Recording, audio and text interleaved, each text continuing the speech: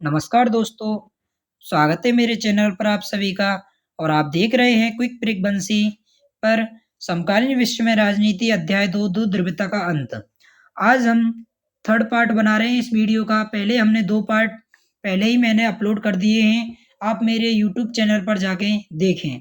और उसमें मैंने बताया है दोनों पार्टों में कि एक में तो बताया है कि सोवियत प्रणाली क्या थी, वो क्यों बनाई गई, और दूसरा है कि जो सोवियत संघ का विघटन क्यों हुआ, उसमें कमियां क्या थी, दोष क्या थे जिसके कारण उसका विघटन हुआ, उसके बारे में मैंने उन वीडियो में चर्चा की है। और आज हम करेंगे जब साम्यवादी शासन खत्म हो चुका था, पतन होने की कतार पर था, तो जब यहाँ पर सोवियत गणराज्यों में क्या अपनाई गई थी, एक शॉक थेरेपी अपनाई गई थी, उसके बारे में हम अब पढ़ेंगे। शॉक थेरेपी क्या थी? साम्यवादी शासन के पतन के बाद शॉक थेरेपी की प्रक्रिया शुरू की गई। जब साम्यवादी शासन का पतन हो गया यानी कम्युनिस्ट पार्टी बिल्कुल खात्मा हो चुका था, जब ये शॉक थेरेपी अपनाई गई थी या प्रक्रिया स्टार्ट की गई थी। शॉक थेरेपी का अर्थ है आघात पहुंचाकर उपचार करना से, यानी पहले आघात पहुंचाकर उपचार करने का अर्थ होता है कि चोट पहुंचाकर उसका इलाज करना। ठीक, यानी पहले तो क्या था, सोवियत संघ में चोटें मिली थी उनको, फिर उनसे क्या क्या कहा गया था, अब आपकी क्या मरम्मत की जाएगी और आपका इलाज किया जाएगा। यानी ये इसीलिए शॉक थेरेपी अपनाई गई थी। सोवियत संघ के विघटन के पश्चात रूस, मध्य एशिया और गणराज्य तथा पूर्व यूरोप के देशों में पूंजीवादी की ओर संक्रमण का एक विशेष मॉडल अपनाया गया था। ये क्या एक विशेष मॉडल अपनाया गया था? जो एशिया के मध्य एशिया जो था, जो गणराज्य थे, जो पूर्व यूरोप जो था, वो साम्यवाद जो सोवियत संघ में जो था उसके हित में था। और देश जो पूर्व देश थे वो किस में आ गए? पूंजीवादी व्यवस्था की ओर संक्रमण हो गए, यानी उसकी ओर वो आकर्षित हो गए। और एक ये विशेष मॉडल अपनाया गया। विश्व बैंक के अंतर्गत मुद्रा कोष द्वारा निर्धारित इस मॉडल को ही शॉक थेरेपी की संज्ञा दी गई थी। यानी विश्व बैंक के द्वारा जो अंतरराष्ट्रीय मुद्रा कोष है उसके आदेशों अनुसार ही इस मॉडल को अपनाया गया था और उसकी संज्ञा दी गई थी। और वर्ष 1990 में अपनाई गई शॉक थेरेपी का उद्देश्य यह था, यानी जो कब अपनाई गई थी? 1990 में। और उसका उद्देश्य क्या था कि सभी देश की पूंजीवादी अर्थव्यवस्था को पूर्ण रूप से अपना लें। यानी इसका उद्देश्य क्या था, जो भी पूर्व यूरोप के जो देश हैं, जो भी इसमें गणराज्य थे, वो क्या करें, वो पूंजीवादी अर्थव्यवस्था को अपना लें और पूंजीवादी के हिसाब से अपना कार्य या अर्थव्यवस्था को सुधारने की कोशिश करें। और साथ ही उसका उद्देश्य ये भी था कि सभी देश सोवियत संघ के समय ही प्रत्येक संरचना से पूर्ण रूप से मुक्त हो जाएं। जो भी सोवियत संघ में जो भी देश बचे हैं वो भी पूर्ण रूप से स्वतंत्र हो जाएं और अपनी अर्थव्यवस्था को वो पूंजीवादी पद्धति के द्वारा अपनाएं और उसको उभार कर लाएं। ठीक, फिर क्या था, शॉक थेरेपी के अंतर्गत निम्नलिखित कार्य किए गए थे। यानी उसमें कुछ कार्य किए गए थे, महत्वपूर्ण कार्य क्या किए गए थे कि राज्य की संपदा का निजीकरण किया गया। यानी शॉक थेरेपी में क्या किया गया कि सबसे पहले जो कार्य किया गया था, जो भी राज्य के हित में था, जो भी राज्य पहले क्या होता था, सोवियत संघ में पूरा नियंत्रण जो था राज्य के हाथ में होता था, सब कुछ का। और अब क्या किया गया कि ये अब निजी हाथों में आ गई, यानी जनता के हाथों में ये पूरी संपदा थी वो आ गई। अब क्या होगा, वो निजीकरण हो गया, यानी जनता की हो गई वो। अब सरकार कोई ये नहीं कह सकती कि आप क्या कर रहे हो, क्यों नहीं कर रहे हो, तो अब तो जनता के हाथ में है। जो करेगी तो सही है, ना करेगी तो बड़ा तो बेकार है। ठीक, फिर क्या हुआ कि सामूहिक फार्म को निजी फार्म में बदला गया। जो भी समूह में जो कार्य होते थे, जो भी फार्म में कार्य किए जाते थे, वो क्या हो गए, वो निजी फार्म में बदल गए, यानी एक व्यक्ति के हाथों में ये आ गए। पहले क्या था, वो समूह में लोग करते थे, अब क्या आ गए, एक समूह को छोड़कर एक व्यक्ति के हाथ में ये पूरे फार्म की जिम्मेदारी आ गई थी। और पूंजीवादी पद्धति से कृषि की शुरुआत की गई। यानी पूंजीवादी पद्धति के द्वारा कृषि की गई, यानी अब सरकार का कोई नियंत्रण नहीं रहेगा कृषि पर और ना कुछ रहेगा। ओनली एक किसान अपने हित के लिए या अपने स्वार्थ के लिए कहे या अपनी आय बढ़ाने के लिए या अपनी अर्थव्यवस्था को सही करने के लिए कैसे भी करे, वो अपने लिए लाभ कमाएगा। ठीक, मुक्त व्यापार को पूर्ण रूप से अपनाने पर बल दिया गया। जो शॉक थेरेपी में सबसे पहले महत्वपूर्ण ये भी कार्य हो सकता है कि यहाँ पर पूंजीवादी देश जो थे उनसे सीधा संपर्क किया गया मुक्त व्यापार के द्वारा, यानी कोई टैक्स नहीं, कोई कर नहीं, उसके द्वारा ये शॉक थेरेपी अपनाई गई थी। और कहा गया था कि इसमें मुक्त व्यापार को विशेष दर्जा दिया जाए और ताकि सभी देशों में एक जगह से दूसरी जगह सामान आदान प्रदान हो सके। फिर क्या हुआ भाई, जो भी सरकार के हाथ में हाथ में उद्योग और आदि सबका सबका क्या हो गया था, निजीकरण हो गया था। जो भी सरकार या राज्य के हाथ में था, यानी सोवियत गणराज्य के हाथ में सब कुछ था पहले, यानी वही सब करती थी। फिर क्या हुआ, ये क्या निजी हाथों में आ गया, यानी जनता के हाथों में आ गया। ठीक, इन सब कार्यों को सुचारू रूप से करने के लिए वित्तीय खुलापन, यानी क्या इन सभी को चलाने के लिए क्या क्या किया गया, वित्तीय खुलापन किया गया और मुद्राओं की आपसी परिवर्तन एवं मुक्त मुक्त व्यापार की नीति को महत्वपूर्ण माना गया था। यानी क्या वित्तीय खुलापन किया गया, मुद्राओं की आपसी में परिवर्तन नहीं किया गया, यानी आप ये मुद्रा यहाँ पर चल सकती है, ये भी मुद्रा यहाँ पर सकती है। वो क्या थी, यूरोप की रूबल थी और वहां की क्या थी, वहां पे डॉलर, यानी उन सभी दोनों का जो भी मुद्राएं थी उनका आदान प्रदान किया गया था। फिर क्या हुआ, वर्चस्व, वर्चस्व का एक अर्थ होता है, इसमें आएगा आगे कि अंतरराष्ट्रीय व्यवस्था में जब शक्ति का केवल एक ही केंद्र हो उसे वर्चस्व की संज्ञा दी जाती है। यानी क्या है, एक ही महाशक्ति हो और एक ही दबदबा हो किसी का, तो हम कहते हैं कि उसका वर्चस्व यहाँ पर है। यानी एक एग्जाम्पल के माध्यम से लें कि हमारे स्कूल में अगर कोई दादालाई कर रहा है या कोई उसकी ठोस तरीका से चल रही है, तो हम उस व्यक्ति को कह सकते हैं कि उसका वर्चस्व यहाँ पर चल रहा है, यानी उसका वर्चस्व है यहाँ पर। ठीक, आप मुझे पता है या मैं सोचता हूँ कि आपको समझ में आ गया होगा, नहीं तो आप मुझे बता सकती हो। और आगे चलते हैं। शॉक थेरेपी के लिए निम्नलिखित कदम उठाए गए, यानी शॉक थेरेपी के निम्नलिखित कदम उठाए गए, निम्नलिखित कार्य किए गए। शॉक थेरेपी गुट से जुड़े देशों के महत्व एवं व्यवसायिक गठबंधनों को समाप्त किया गया। यानी सोवियत संघ में जो गुट में जो देश रह रहे थे उसको व्यापारिक गठबंधनों से मुक्त किया गया बिल्कुल, और एक स्थान पर उन्हें सीधे पश्चिमी देशों से जोड़ने पर बल दिया गया था। यानी पहले क्या था, पश्चिमी देशों से उनसे कोई लेना देना नहीं था। फिर बाद में क्या किया गया कि जब शॉक थेरेपी अपनाई गई तो उसके माध्यम से क्या पूंजीवादी देशों के साथ उनके सीधे संपर्क किए गए कि भाई आप वहां पर भी अपना व्यापार कर सकते हो और आप अपनी अर्थव्यवस्था को ग्रोथ कर सकते हो। फिर क्या, पश्चिमी देश इन देशों के मार्गदर्शक के रूप में उभरकर सामने आए थे। फिर क्या, पश्चिमी देश के मार्गदर्शक के रूप में, यानी इनको राह दिखाने के लिए पश्चिमी देश तत्पर रहे और तैयार रहे।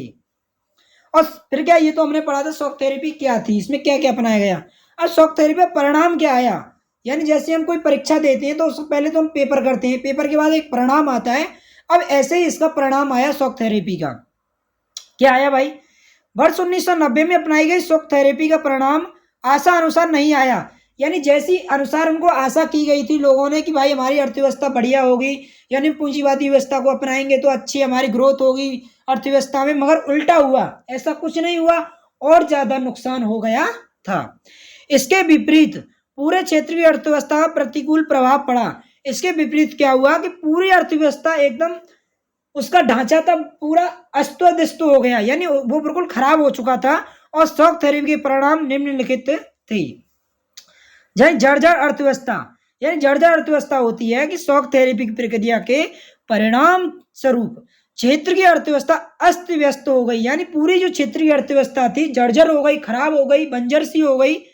और रूस का राज्य नियंत्रित औद्योगिक ढांचा पूर्ण रूप से अवस्थित हो गया था। यानी क्या हो गया था, उसका कोई यही नहीं पता पड़ रहा था यहाँ पर अर्थव्यवस्था का या कोई उद्योग था जिससे हमें पैसा कमाया जा सके। ठीक, लगभग 90% उद्योगों को निजी हाथों में अथवा कंपनियों को बेच दिया गया। यानी पूरे सोवियत गणराज्य में, रूस में या कहो या पूरे गणराज्य में कहो, जो सोवियत गणराज्य था उसमें 90% उद्योगों और कंपनियों को निजी हाथों में बेचना पड़ा या किसी व्यापारी के हाथ में बेचना पड़ा। और जिसे हम इतिहास की सबसे बड़ी गैराज सेल के नाम से जानते हैं। यानी किसके नाम से जानते हैं, इतिहास की सबसे बड़ी गैराज सेल के माध्यम से, नाम से। फिर क्या हुआ भाई, यानी सब कुछ औने पौने दामों में बिक गया। कोई उद्योग 5 करोड़ रुपए का है तो वो ओनली 1 करोड़ रुपए में ही बिक गया, यानी औने पौने दामों में ये सब कुछ उद्योग बिक गए। जिसके कारण क्या हुआ कि रूस की जो सोवियत गणराज्य था उसकी अर्थव्यवस्था और जर्जर हो गई। रूसी मुद्रा में मूल्यों में गिरावट, जो रूसी मुद्रा थी रूबल जो थी उसमें भी गिरावट आने लग गई। यानी अर्थव्यवस्था के अस्त व्यस्त हो जाने के कारण रूस की मुद्रा रूबल के मूल्य में भारी गिरावट आई, यानी उसके मूल्य में क्या आ गई, गिरावट आ गई। जिससे मुद्रा स्फीति इतनी अधिक बढ़ गई कि लोगों की जमा पूंजी एवं सामूहिक खेती प्रणाली के समाप्त होने के साथ साथ लोगों की खाद्यान्न सुरक्षा की समाप्त हो गई। जो भी लोगों पर पहले से जमा पूंजी थी वो भी खत्म होने लग गई, और जो भी उन पर खाने के योग्य सामान था वो भी खत्म होने लग गया। तो जिसके कारण क्या हो गया, रूस में खाद्यान्न संकट हो गया था। फिर क्या, खाद्यान्न का आयात, खेती के निजी हाथों में आ जाने से रूस में खाद्यान्न संकट उत्पन्न हो गया।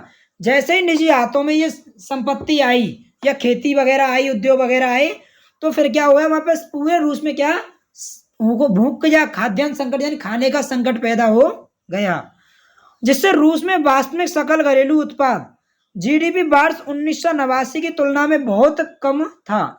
यानी 1989 की तुलना में अब का घरेलू उत्पादक बहुत ही कम हो गया। ठीक, पुरानी व्यापारिक व्यवस्था को पुरानी व्यापारिक व्यवस्था ही समाप्त हो गई। यानी पुरानी जो व्यापारिक व्यवस्था थी वो समाप्त हो गई थी, क्योंकि क्या किया गया था, हमने जो पूंजीवादी के हिसाब से ये व्यवस्था चालू की गई थी, मगर वो भी क्या हो गई, बहुत अस्त व्यस्त हो गई। जिसके कारण क्या हुआ कि इसके स्थान पर अन्य कोई विकल्प व्यवस्था का निर्माण नहीं हो पाया।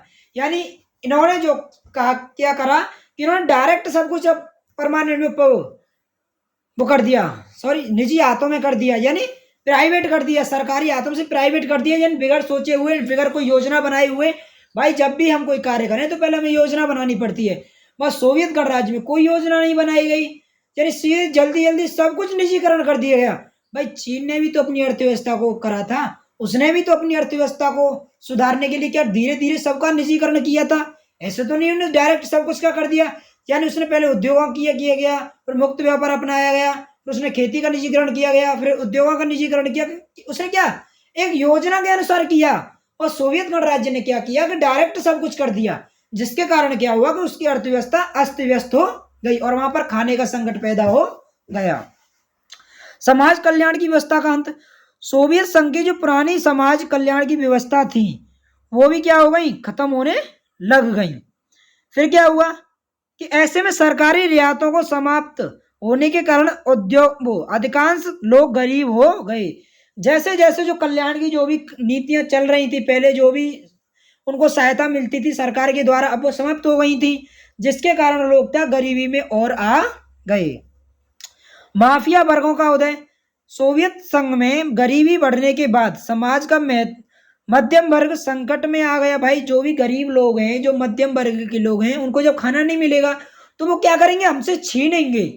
भाई किसी को अगर हम प्यार से कुछ नहीं देंगे तो वो हमसे क्या जबरदस्ती से 100% लेगा।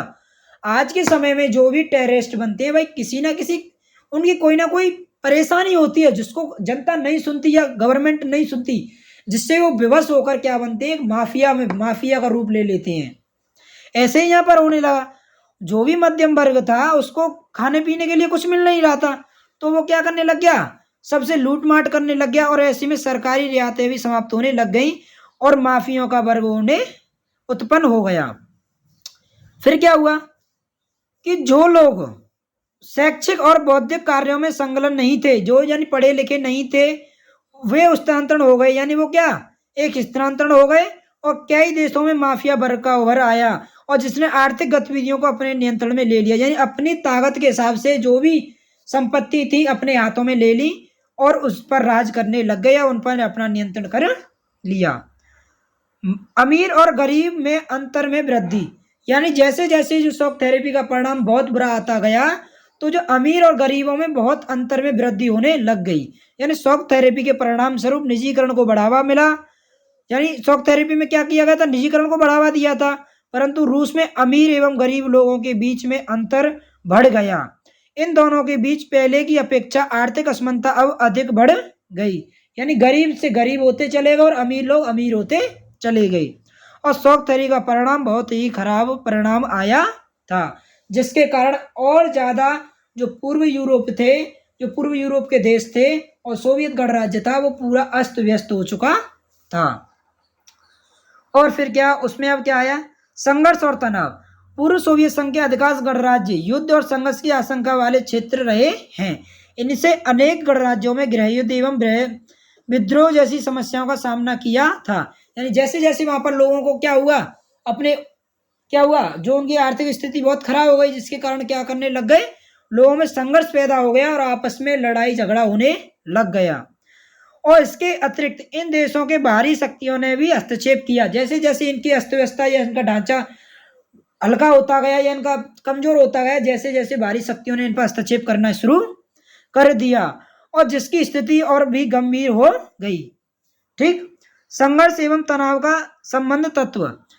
रूस के दो गणराज्य चेचन्या और दागिस्तान में लंबे समय तक हिंसक आतंकवादी आंदोलन चला। यानी रूस के दो राज्य हैं, चेचन्या और दागिस्तान, लंबे समय तक इनमें आतंकवादी एक आंदोलन चला था और मॉस्को ने चेचन्या विद्रोहियों को समाप्त करने के लिए मानवाधिकार का उल्लंघन किया और तजाकिस्तान यानी मध्य एशिया में 2001 में गृह युद्ध में फंसा रहा। यानी तजाकिस्तान मध्य एशिया जो था 2001 तक गृह युद्ध चलता रहा, यानी वहां पर आपस में लोग लड़ते रहे 2001 तक। 1990 में शॉक थेरेपी का अपनाई गई थी और 1991 में शॉक थेरेपी के अनुसार ही सोवियत संघ का विघटन हो गया। विघटन के बाद भी यहाँ पर तजाकिस्तान में 2001 तक गृह युद्ध फंसता रहा। इस पूरे क्षेत्र में सांप्रदायिक संघर्ष लगातार चलते रहे और अजरबैजान के प्रांत नगरजेन कारगवाखेस्तान के अमोर्निया अलग होकर अमेर्निया से मिलाना चाहते थे और जॉर्जिया के दो प्रांत स्वतंत्रता के लिए गृह युद्ध समाप्त हो गए और यूक्रेन किर्गिस्तान और जॉर्जिया के शासन को समाप्त करने के लिए आंदोलन चला। इसके आंतरिक कई एवं अन्य प्रांत ही यूक्रेन किर्गिस्तान और जॉर्जिया के शासन के समाप्त करने के लिए, यानी यूक्रेन में किर्गिस्तान और जॉर्जिया को शासन को समाप्त करने के लिए एक आंदोलन चला और इनके अंतर्गत कई अन्य देश हैं एवं प्रांतीय नहीं जाल के मुद्दे को अपना आपस में विवादों में फंसे रहे। यानी क्या, नदी के जाल के मुद्दों में आपस में फंसे रहे वो, और ऐसी स्थिति में आम जनता परेशान थी और देशों की आंतरिक स्थिति का माहौल था। संघर्ष एवं तनाव का कारण, जो भी संघर्ष यहाँ पर चल रहा था, क्यों चल रहे थे, जो बाहरी शक्तियां थी वो क्यों हस्तक्षेप कर रही थी यहाँ पर, इसके बारे में हम पढ़ते हैं। फिर क्या था यहाँ पर, जो संघर्ष एवं तनाव के प्रमुख कारण थे, क्या थे भाई, कि पर्यावरणीय पेट्रोलियम भंडार का होना। यानी मध्य एशिया के गणराज्यों में विशाल पेट्रोलियम संसाधन है होने से यहाँ की बाहरी ताकतों कंपनियों ने आपसी प्रतिस्पर्धा का प्रमुख कारण बताया। यानी बाहरी शक्तियां क्या आने लग गई, यहाँ पर अपना अस्त्र जमाने लग गई और वो यहाँ से उनका लाभ उठाने लग गई। यहाँ भंडार था जो पेट्रोलियम का और अन्य खनिजों का। फिर क्या हुआ भाई, कि सैनिक संगठन बनना। फिर क्या था यहाँ पे, सैनिक संगठन बनना एवं मध्य एशिया के गणराज्यों में रूस एवं अफगानिस्तान से जुड़े पश्चिमी एशिया के नजदीक भी है और 11 दिसंबर 2001 की घटना के अमेरिका इस क्षेत्र को अपना सैनिक संगठन बनाना चाहता था। यानी अफगानिस्तान में जो 11 दिसंबर 2001 की घटना के बाद अमेरिका ये इस क्षेत्र में क्या बनाना चाहता था, एक संगठन बनाना चाहता था और जिसके लिए देशों की जगह किराए के लिए अमेरिका की कीमतें भी चुकाई और अफगानिस्तान में इराक में युद्ध के दौरान इन क्षेत्रों में अपने विमानों को उड़ाने की अनुमति प्राप्त की। और रूस की अपेक्षाएं, इन गणराज्यों की रूस अपना निकटवर्ती विदेश मानता है और ऐसी अपेक्षा करता है कि गणराज्यों का उसका प्रभाव रहना चाहिए। और चीन को लाभ के खनिज तेल एवं इसी प्रकार के अन्य संसाधनों के कारण चीन को भी इस क्षेत्र में लाभ प्राप्त हो रहा है और चीनियों ने अपने सीमावर्ती क्षेत्रों में आकर व्यापार प्रारंभ कर दिया। ठीक है, चेकोस्लोवाकिया में और यूगोस्लाविया में का विभाजन, पूर्व यूरोप के गणराज्यों में चेकोस्लोवाकिया ने स्वयं को शांतिपूर्वक दो भागों में विभाजित कर लिया। इनसे एक नाम चेक एवं दूसरे का स्लोविया, जबकि बाल्कन के क्षेत्रों का गणराज्य यूगोस्लाविया वर्ष 1991 से अधिक संघर्ष गृह युद्ध में बमबारी के बाद कई प्रांतों में विभाजित किया गया और इसमें बनोस्पिया या हर्जोगिया में स्लोविया में क्रेनोनिया ने स्वयं को स्वतंत्र रूप में घोषित कर लिया। इन सभी कारण से यहाँ नाटो को हस्तक्षेप करना पड़ा था। आई होप मुझे आपको लग रहा है कि आपको समझ में आ जाएगा। अगर आपको कोई डाउट हो तो आप मुझे कमेंट बॉक्स में बताएं और आप सभी मुझे हेल्प करें, आप मुझे सपोर्ट करें। आप सपोर्ट करेंगे तो मैं आपके लिए अच्छी अच्छी वीडियो और लाऊंगा। जो भी इसमें कोई गलती होगी या मैं कोई, क्योंकि अगर मैं भाई अभी पहली बार वीडियो बना रहा हूँ तो इसीलिए अगर कोई गलती हो जाए तो मुझे माफ़ करना और मैं उसमें सुधार करने की कोशिश करूँगा। मुझे सपोर्ट करें। जय हिंद, जय भारत।